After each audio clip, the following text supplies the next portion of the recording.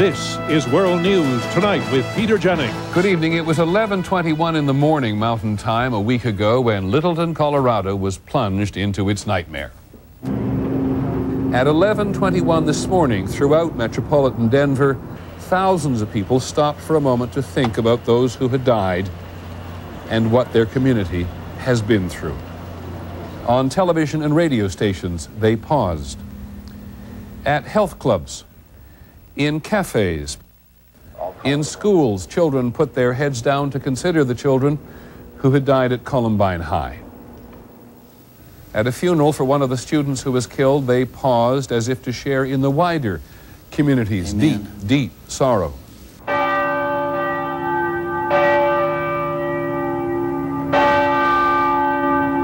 The bells at Denver's Roman Catholic Cathedral struck 15 times, one time for each of those who had died last Tuesday, including the two young killers.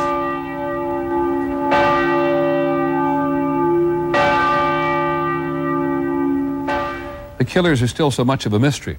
Today, investigators focused on how the boys may have tried to get their guns. ABC's Tom Foreman reports from Littleton.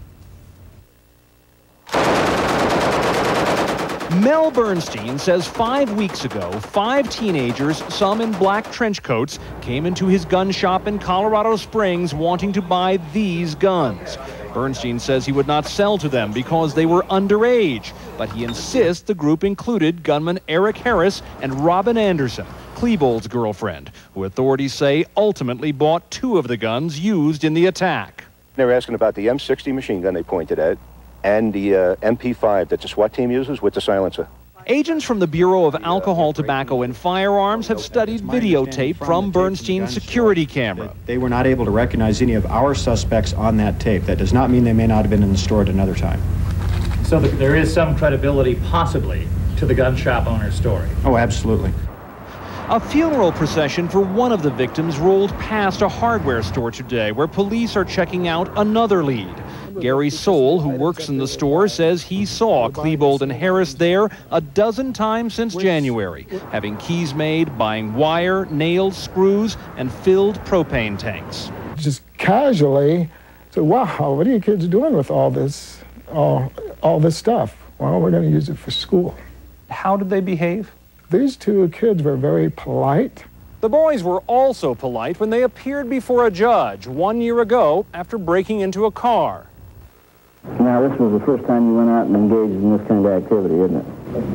Why don't I believe that? What most impressed the judge, however, was Klebold's father. This has been a rather traumatic experience, and I think it's probably a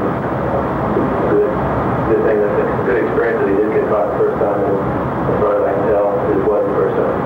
Did he tell you if there were any more? Yes, he would, actually. Means you got a good relationship. Yeah. That judge now says he cannot imagine how, after that, things went so wrong. Tom Foreman, ABC News, Littleton.